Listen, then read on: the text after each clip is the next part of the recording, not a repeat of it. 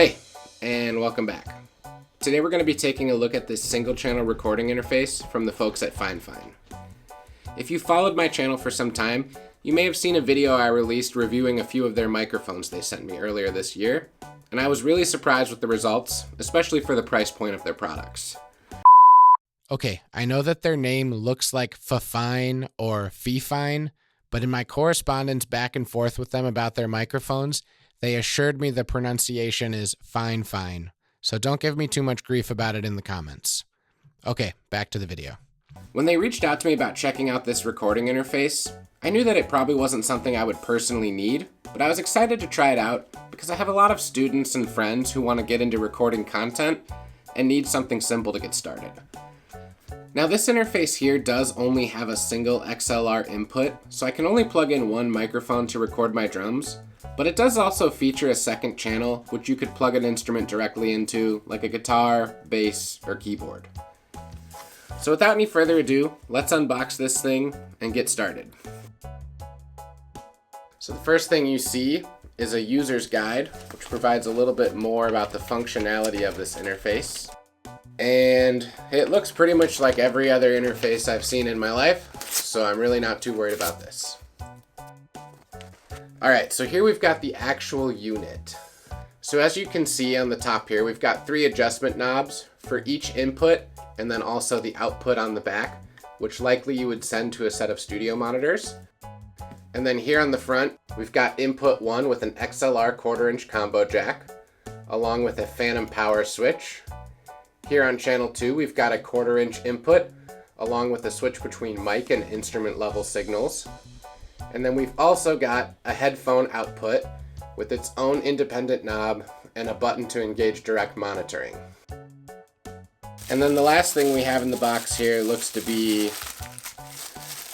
a USB to USB-C cable.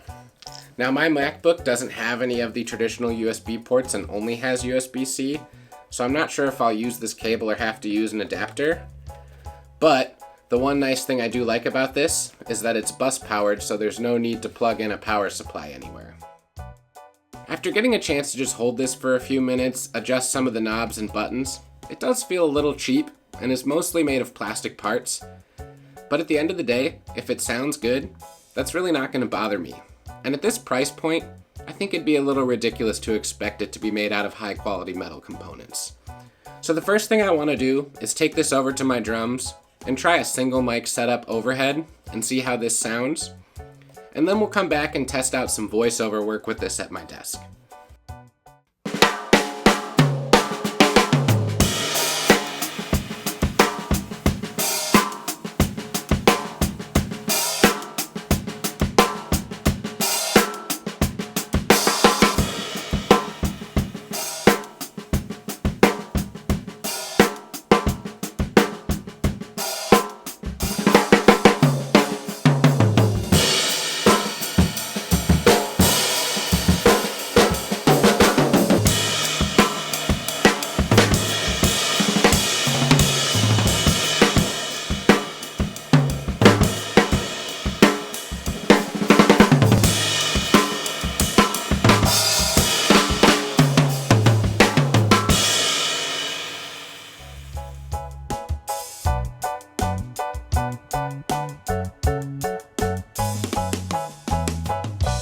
Alright, so we're back here at my desk, and you can see that I'm now set up to use this for some voiceover work using my SM7B plugged directly into channel 1 of the SC1 interface.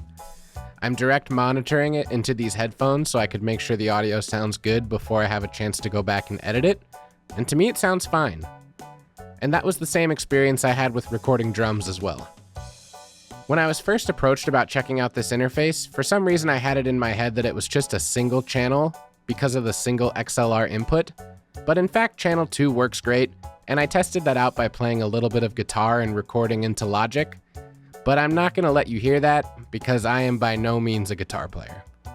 It would be nice if both channel 1 and channel 2 were the combo XLR 1/4-inch jacks, but I can understand there's a cost-cutting measure there in order to get this product out the door for just around $50.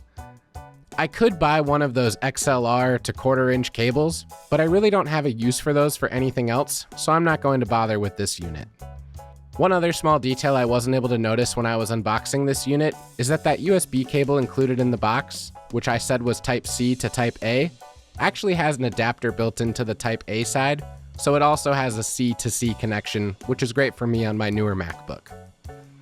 Overall, I think it's safe to say that I was impressed with the audio quality of this unit.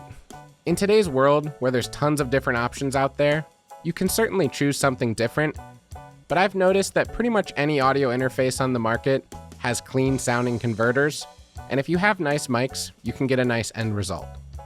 Now for people like me, who work in music full time and have already invested in high quality microphones, cables, and interfaces, I don't think this is something I would buy for myself specifically, but I would easily recommend this to one of my students, or somebody reaching out with a limited budget, looking to get into recording on a pretty simple level. Of course, as a drummer, I'm oftentimes using between 8 and 12 microphones to record my kit, but I also do record a lot of quick content with just an overhead and a kick, so 2 channels is fine for that. So in closing, I just want to thank Fifine for sending out this equipment for me to try, and I've really been impressed with what they've put together, especially in the price points that their products are selling in. If you're someone who's looking to get into home recording, but maybe you're not ready to make that big time investment, I would easily recommend these Fifine products. If there are others out there who have tried these before, I'd love to hear what you think, so leave a comment down below.